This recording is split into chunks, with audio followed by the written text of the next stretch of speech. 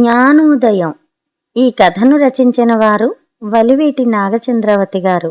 ఈ కథ మార్చి 2020లో ఈనాడు ఆదివారం మ్యాగజైన్లో ప్రచురితమైంది. ఉన్నట్టుండి రుక్మిణమ్మ విలువ ఒక్కసారిగా పెరిగిపోయింది. అప్పటి వరకు ఆ ఇంట్లో ఆవిడది జీతబత్తాలడగని ఒక పనిమనిషి పాత్ర మాత్రమే. 3 కొడుకులున్న ఓ ఉమ్మడి కుటుంబంలో చివరి కుమారుడి భార్యగా ఆ ఇంట్లో గృహప్రవేశం చేసింది రుక్మిణమ్మ. పెద్ద కోడళ్ళిద్దరూ ఉన్న ఇంటి ముద్దుగుమ్మలు. పుట్టింటి ఐశ్వర్యం కొంత వాటా తవ్వి తెచ్చుకున్నవాళ్లు. వాళ్లంటే అందరికీ అపురూపం. ఒక్కరైనా నోరు మెదపకుండా తాను చెప్పింది వినే కోడలు కావాలని లేమిలోకి జారిన తమ్ముడి మొదటి భార్య కూతురు రుక్మిణ్ణి దయతలిచినట్లు తిరుగుబోతు కొడుక్కి భార్యగా, తనకి 3వ కోడలిగా కోరి తెచ్చుకుంది అత్తగారు. చీరెసారెలు కావిళ్లతో మోసుకురాని రుక్మిణి అంటే ఇంటిల్లి పాదికి చులకనే. చిన్న పొరపాటికి బుగ్గలు పొడిచేది అత్తగారు. హక్కు ఉన్నట్టు అడ్డమైన చాకిరీ చేయించుకునేవాళ్లు తోటికోడళ్ళు. బేలచూపులు తప్ప వయ్యారి హొయలెరుగని భార్యని ఏడుపుగొట్టు మొహం అని చీదరించుకునేవాడు భర్త. ఈ చిన్న చూపు, ఈ నిరాదరణతోనే సగం వయసు చెల్లించేసింది రుక్మిణమ్మ. కాలంతో పాటు శరీరంలో వచ్చిన మార్పులే కాక ఇంట్లో ఆవిడ పరిస్థితిలోనూ మార్పులొచ్చినాయి. సుఖంతో పాటు బోనస్గా వచ్చే వ్యాధులతో ఒళ్ళు పుచ్చిపోగా రుక్మిణమ్మ పసుపు కుంకుమలు తుడిచేస్తూ తనువు చాలించాడు భర్త. చివరి శ్వాస వదిలే వరకు కాల్చుకు తిన్న అత్తగారు కాలం తీరి వెళ్ళిపోయింది. బాధ పెట్టేవాళ్లు లేరు కనుక రుక్మిణమ్మ ఇక సుఖపడిందనుకోనక్కర్లేదు. హయాం మారింది అంతే. బుగ్గపోట్లు లేవుగాని చీదరింపులు, బండచాకిరి అంతా మామూలే. అసలైన దురదృష్టం ఏమిటంటే రుక్మిణమ్మకు భర్త సుఖసంతోషాలు ఇవ్వకపోగా సంతాన భాగ్యాన్ని కూడా ఇవ్వలేదు. బిడ్డ పాప లేరు. ఇంట్లో మేమున్నామని భరోసా ఇచ్చేవాళ్లు లేరు. అవసరం వస్తే ఆసరా అయ్యే కన్నవాళ్లు లేరు. అసలు నోరెత్తే సాహసం రుక్మిణమ్మకి లేదు.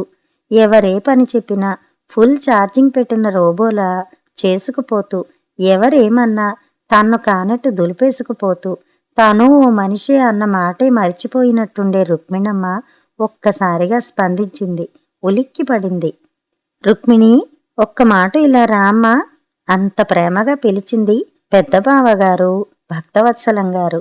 ఆయన ఏనాడు మరదలకి మర్యాదిచ్చి పేరు పెట్టి సంబోధించింది లేదు. అవసరపడితే గోడకో గుమ్మానికో ఆజ్ఞాపిస్తున్నట్టు పనులు పురమాయిస్తాడంతే. అలాంటిది ఏమిటి అకారణ కరుణాపాతం? బిత్తరపోయి చూసింది రుక్మిణమ్మ. ముందు హాల్లో భక్తవత్సలం గారు నల్లకోటు వేసుకున్న ఆయనతో మాట్లాడుతున్నారు. ఈయన లాయర్ లక్ష్మీపతి గారు, నీకోసమే వచ్చారు. ఆయన చెప్పిన చోటు సంతకం చెయ్యమ్మా అన్నారు ఎంతో సౌమ్యంగా. ఎందుకు అది?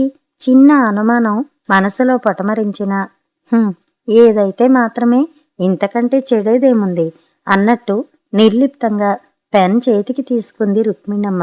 ఏం తల్లి, అదెందుకో అడగవా? వచ్చిన ఆ లాయర్ ఆశ్చర్యపోతూ ప్రశ్నించారు. ఉత్త అమాయకురాలండి లాయర్ గారు. ఏం చెప్పినా చప్పున అర్థం చేసుకోలేదు పాపం. ఆ తర్వాత వివరంగా నేను చెబుతాలేండి. భక్తవత్సలం గారు లాయర్ గారి చేతిలోని కాగితాలు అందుకోవడానికి చెయ్యి చాపి అన్నారు.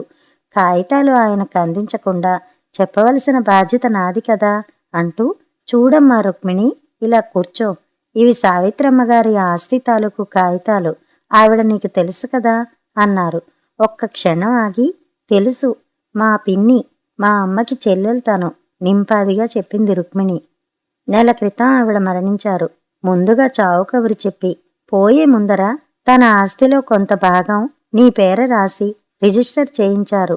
ఈ దస్తావేజులు నీకు అందించి ముట్టినట్టు దస్ఖత్ చేయించుకుంటే నా పని పూర్తవుతుంది. చల్లని కబురు చల్లగా చెప్పారు. చివరికి వివరాలు ముందే సేకరించబట్టి భక్తవత్సలం గారు గాంభీర్యం పోషించగలిగారు గాని ఈ అనామకురాల్ని వెతుక్కుంటూ వచ్చిన అర్భకుడెవరా అని వింతగా తొంగి చూడవచ్చిన కుటుంబ సభ్యులు మాత్రం కరెంటు షాక్ తగిలినట్లు దిమ్మెరపోయారు. రుక్మిణమ్మకైతే అసలు ఆయన చెప్పిన సమాచారం కొన్ని క్షణాలు అర్థం కాలేదు. పినతల్లి సావిత్రి అంటే రుక్మిణికి చిన్ననాటి ఓ తీపి జ్ఞాపకం. సావిత్రి అపురూప సౌందర్యవతి. ఓ ఇండస్ట్రియలిస్ట్ కుమారుడు కోరి చేపట్టాడామెని. కాని ఐశ్వర్యమిచ్చిన దేవుడు ఆమెకు సంతానం ఇవ్వడం మర్చిపోయాడు. అక్కగారింటికి తరచూ వచ్చేది సావిత్రి. పసిపిల్ల రుక్మిణి అంటే ప్రాణం పెట్టేది. దీన్ని నాకిచ్చేయివే అక్క అంటుండేది. నవ్వేదావిడ. రుక్మిణి తల్లి మరణించింది. సవితి తల్లి వచ్చింది. రుక్మిణ్ణి పెంపకానికిచ్చే ప్రసక్తి వచ్చినా సవిత్తల్లి మత్సరం కొద్దీ ససేమిరా అంది. అలా ఆ ఇంటికి దూరమైపోయింది సావిత్రి. పిన్నికి చివరిదాకా నా మీద ఆపేక్ష పోలేదు. కళ్ళు చెమర్చాయి రుక్మిణికి.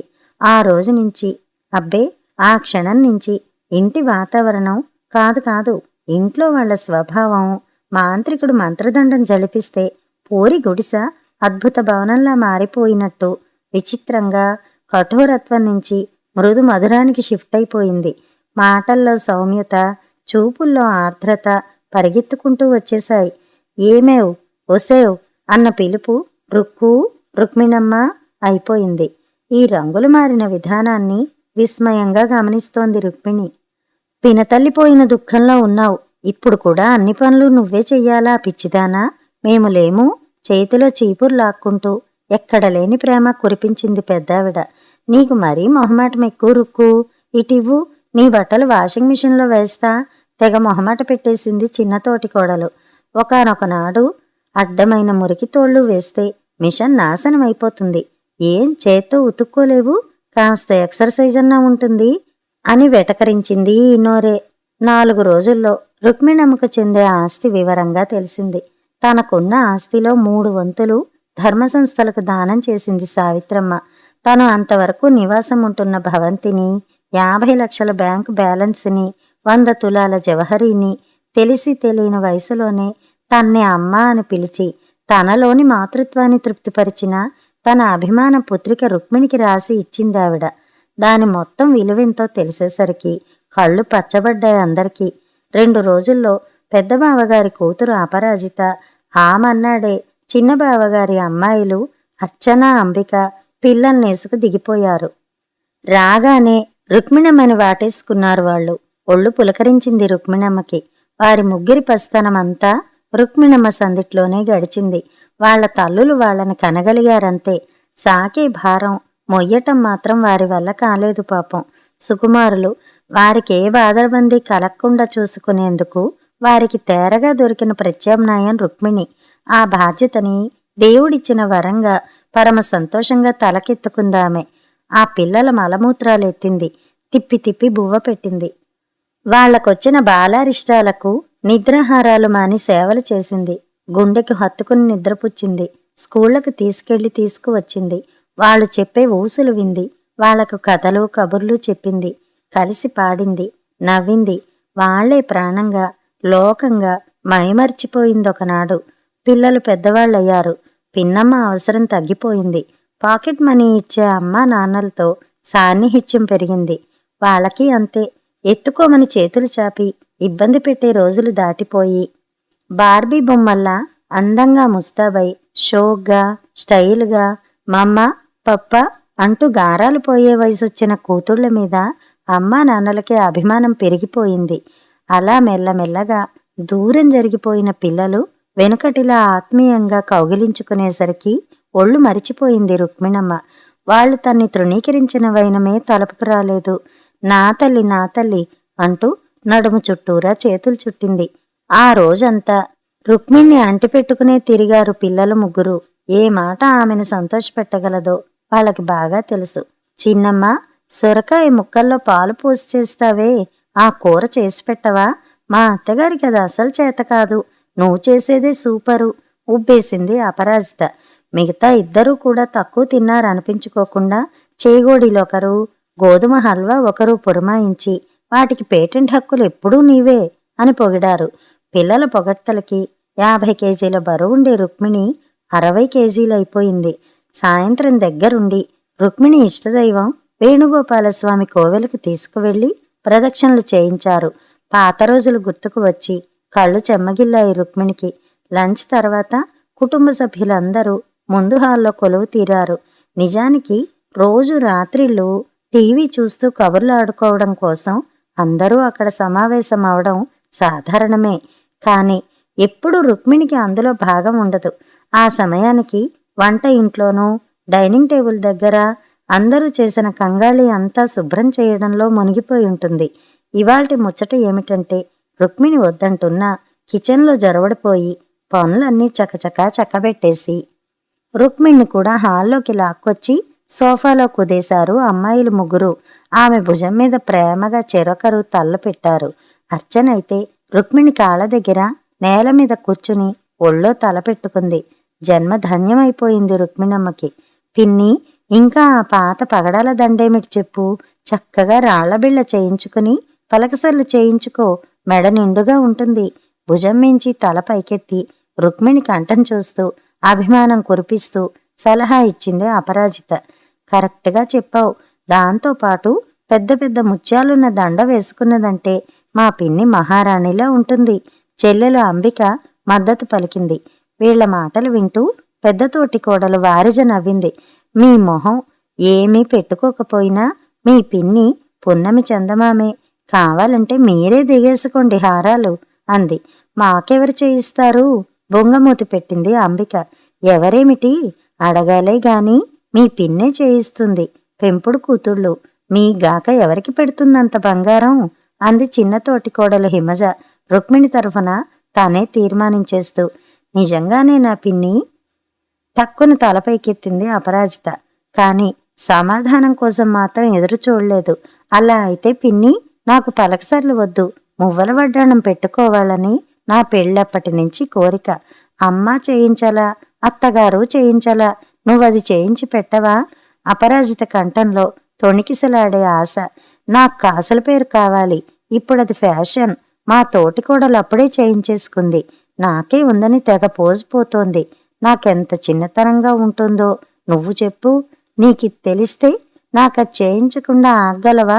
ఆ మాటే మా తోటికోడలికి చెప్పి మరీ వచ్చా అంది అర్చన గారంగా. నాకీ భారీ నగలేం వద్దు, డైమండ్ హారం ఒక్కటి చాలు ముద్దు ముద్దుగా అంది అంబిక.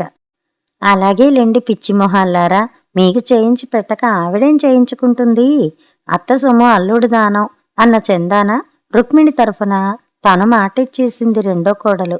సరే, మీ నగలగోల అలా ఉంచండి. అమ్మాయి రుక్మిణి, ఆ డబ్బంతా అలా బ్యాంకులో పాతర వేస్తే ఏం వస్తుంది? 100కి రూపాయి రాదు. ఏడాదిలో రెట్టింపయ్యే పథకాలు నా దగ్గర బోల్డున్నాయి. రేపా బ్యాంక్ కాగితాల మీద ఓ సంతకం పెట్టి నాకివ్వు, ఆ డబ్బు సంగతి నేను చూసుకుంటా అన్నారు భక్తవత్సలం గారు. ఏది చెప్పినా నా మాటకి తిరుగులేదంతే అన్నంత గంభీరంగా చెబుతాడాయన. నేను సరిగ్గా అదే చెబుదామనుకుంటున్నానన్నయ్య. డబ్బు చేతికొస్తే దాన్ని ఎలా క్షవరం చెయ్యడమా అని కాదు, దాన్ని రెట్టింపు చేయడం ఎలాగా అని ఆలోచించాలి. చూడు రుక్కు, మొన్ననే మీ పిన్నిగారి ఊరు వెళ్ళి నీకిచ్చిన ఇల్లు చూసొచ్చాను. బయట నుంచే అనుకో, చాలా పెద్దది, సిటీ మధ్యలో ఉంది. దాన్ని కాస్త అటు ఇటుగా మార్పులు చేసి ఏ బ్యాంకులకో ఆఫీసులకో ఇచ్చామనుకో బ్రహ్మాండమైన రెంట్ వస్తుంది. 2-3 పార్టీలతో మాట్లాడేశాను కూడా. నీకు తెలుసుగా, రియల్ ఎస్టేట్ రంగంలో నాకెంత పేరుందో. నీకెందుకు? ఆ ఇంటి తాళాలు నాకిలా పడేసి నువ్వు నిశ్చింతగా కూర్చో. క్షణాల్లో ఆ భవనం రూపురేఖలు మార్చేసి లక్షల్లో అద్దెలు వసూలు చేసి చూపిస్తాను. అరచేతిలో వైకుంఠం చూపించాడు చిన్నబావగారు శేషావతారం గారు. దొంగలు ఊళ్ళు పనిచేసుకున్నారు. రుక్మిణమ్మ బరువు దింపేశారు. వారి వంక చూస్తూ ఓ వెర్రి నవ్వు నవ్వింది రుక్మిణి. ఆ మన్నాడు రామాలయం పూజారి రామశాస్త్రి గారు, మహాలక్ష్మి అమ్మవారి ఆలయ ధర్మకర్త వాసుదేవరావు గారు ఇంటికి విచ్చేశారు. నిరతానదాన పథకానికి 10 లక్షల విరాళం ఇవ్వమని ఒకరు, అమ్మవారి మణికిరీటానికి 20 లక్షలు కానుకగా సమర్పించమని ఒకరు అభ్యర్థించారు. అందుమూలంగా రుక్మిణి చేసిన పాపాలు నశించిపోయి కేజీల కొద్దీ పుణ్యము, అడక్కుండానే మోక్షము లభించగలవని నొక్కి వక్కాణించారు. ఒకవేళ తప్పదారి మరుజన్మంటూ ప్రాప్తించిన ఇప్పట్లాగా సంతానలేమి, వైధవ్య బాధ ఉండబోవని హామీ ఇచ్చారు. వాళ్ళు వెళ్ళాక ఒకరిద్దరు ధర్మసంస్థల వారొచ్చి తలుపు తట్టారు. భక్తవత్సలం గారికి గంగవెర్రులెత్తిపోయింది. వీళ్ల మాటలన్నీ నిజమనుకునేవమ్మాయి, అందరూ దొంగలే. నువ్విచ్చే దానిలో సగం వాళ్ళ జేబుల్లోకే పోతుంది. నీ దగ్గర డబ్బు లాగాలనే ఇన్ని మాయమాటలు. అవన్నీ నమ్మి చేతులు ఖాళీ చేసుకోకు సుమీ. కావాలంటే హారతి పళ్ళంలో రూపాయి వేసే దక్షిణ 10 రూపాయలు వెయ్యి చాలు. మా మాటలు వింటే బాగుపడతావు. నిన్ను చివరి వరకు పువ్వుల్లో పెట్టి చూసుకునేవాళ్లం మేమే. వాళ్ళనే నమ్ముతావో మా మాటే వింటావో నీ ఇష్టం. ఇవే పాఠాలు మార్చి మార్చి చెబుతూ అరగంట బ్రెయిన్ వాష్ చేశారు భక్తవత్సలం గారు. తల వంచుకున్నది వంచుకున్నట్టుగానే విన్నానన్నట్టు తలూపింది రుక్మిణి. ఆవిడ అటు వెళ్ళగానే భార్య చెవిలో శంకరమఠంలో స్వామివారెవరో వేదాంతోపన్యాసాలు ఇస్తున్నారట. మీ తోటికోడల్ని ఓ వారం అక్కడికి పంపించు. ఆ వైరాగ్యం వంట పెడితే వచ్చిన ఆ ఐశ్వర్యాన్ని తొందరగా మనకు వదిలిపెడుతుందేమో అని గుసగుసలాడారు. ఆ ఉపాయం మంచి ఫలితాన్నే ఇచ్చింది. లాయర్ గారు ఇవాళ వస్తానన్నారు. రాతకోతలన్నీ పర్ఫెక్ట్గా ఉండడం మంచిది కదా అన్నారాయన అంది రుక్మిణి తల వంచుకునే. కుటుంబ సభ్యులందరిలోనూ ఆనందం పోటొచ్చిన సముద్రపు టల్లలాగా ఉవ్వెత్తున ఎగిసిపడింది. అమ్మయ్యా, ఉత్కంఠకు తెరపడపోతోంది. ఇద్దరి మధ్యన ఎక్కువ తక్కువలుండవు కదా. అన్నదమ్ములు లెక్కలు వేసుకుంటున్నారు. ఆడపిల్లలేమో తూకాలు వేసేసుకుంటున్నారు. లక్ష్మీపతి గారు వచ్చారు. తల వంచుకుని చెప్పిన చోట సంతకం పెట్టిన ఈ అమాయకురాలిలో ఇంత విచక్షణ, ఇంత దయాద్ర హృదయము, ఇంత సేవా దృక్పథము ఉంటుందని ఎవరూ వేలెత్తి చూపించలేని విధంగా ఇంత ఉన్నతమైన నిర్ణయం తీసుకోగలదని నేను ఊహించలేదు. ఇంకో మాట, ఆమెనలా తీర్చిదిద్ది ముందుకడుగేయడానికి ప్రోత్సహించిన మీ సంస్కారానికి నా ధన్యవాదాలు అంటూ ప్రారంభించారు లాయర్ గారు. అర్థం కాకపోయినా, అయోమయంగా ఉన్నా అవునవునన్నట్టు చిరునవ్వులు చిందిస్తూ తల్లూపారందరూ. మీకు తెలుసనుకుంటాను, రుక్మిణమ్మ మదర్ తెరీసా ఆర్ఫనేజ్లో అనాథలకి స్వచ్ఛందంగా సేవ చేయటం కోసం వెళ్ళిపోబోతుందని. తెల్లబోయారు. శంకరమఠం వివేకానంద ప్రవచనాల్లో అంత ప్రభావం ఉందా? బాగానే ఉంది. మరి ఆస్తి మాటో? దానికే వస్తున్నాను. అవకరంతోనో అతి లేమిలోనో పుట్టి మర్యాదగా మనుగడ సాగించేందుకు అగచాట్లు పడుతున్న ఆడపిల్లల్ని, మగవాళ్ల దౌత్యానికి బలై నా అన్నవారి ఆదరణ కరువై వీధిపాలైన ఆడపిల్లల్ని కరుణతో ఆదుకునేందుకు నిర్వహిస్తున్న సంస్థ మదర్ తెరీసా ఆర్ఫనేజ్. ఇప్పటి వరకు సావిత్రి గారి ఆధ్వర్యంలో నడుస్తోంది. ఇప్పుడు ఆమె లేరు. ఆ పగ్గాలిప్పుడు రుక్మిణమ్మ అందుకుంటున్నారు. ఇక నుంచి అద్దె ఇల్లు కాకుండా సావిత్రి గారు రుక్మిణమ్మకు రాసిచ్చిన భవనం ఆ దీనులకి ఆశ్రయం అవుతుంది. బ్యాంకులో ఉన్న డబ్బు, బంగారము వారి సంక్షేమానికి శాశ్వత నిధి అవుతుంది. ఇది రుక్మిణమ్మ గారి ఔదార్యం. రుక్మిణి లేచి నించుంది. ఇన్నాళ్లకు కాదు ఇన్నేళ్లకు తల పైకెత్తింది. అదంలో చినుకు పడక ఎండి నేలవాలిపోయిన పైరు మీద వాన కురిసినట్టు ఏళ్లు పైబడి కోరికలు ఉడికిపోతున్న ఈ వయసులో అయాచితంగా దఖలైన ఈ ఐశ్వర్యాన్ని ఏం చేసుకోను? మీరంతా పరమ పూజ్యులు. 2 చేతులా సంపాదించుకుంటున్న మీకు ఉట్రువుడియంగా నాకొచ్చిపడిన ముదనష్టం మీద ఆ వంతైనా ఆపేక్ష లేదు, ఉండదు. నాకు తెలుసు. ఆడపిల్లలున్నారు, అల్పసంతోషులు. మన ఆస్తిలో నాకు రావలసిన వాటా, అత్తగారి బంగారంలో నా భాగము వారి ముగ్గురికి పంచి ఇవ్వండి చాలు. పిచ్చి పిల్లలు సంతోషపడిపోతారు. తెలియకుండానే మీరు నాకు మహోపకారం చేశారు.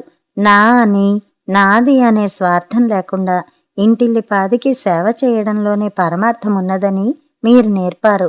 విసుగు విరామం లేకుండా అందరి సేవలోనూ మునిగిపోయి ఉండడం అనే అలవాటు మీ దయవల్లే నాకు అలవడింది. మీకిప్పుడు నా అవసరం లేదు. నా కోసం, నా సేవల కోసం ఆర్తిగా ఎదురు చూస్తున్న వారి కోసం ఆత్రంగా వెడుతున్నాను. నేనింత తెగింపుగా ఆలోచించగలుగుతున్నానంటే, ధైర్యంగా నాకిష్టమైన నిర్ణయాలు తీసుకున్నానంటే అందుకు కారకులు మీరే. మీకెంత కృతజ్ఞతలు చెప్పినా తక్కువే. 2 చేతులు ఎత్తి నమస్కారం చేసింది రుక్మిణి. ఎదురుగా ఉన్నవారిలో కదలిక లేదు. చెక్క బొమ్మల్లా ఉన్నారు. కథ సమాప్తం.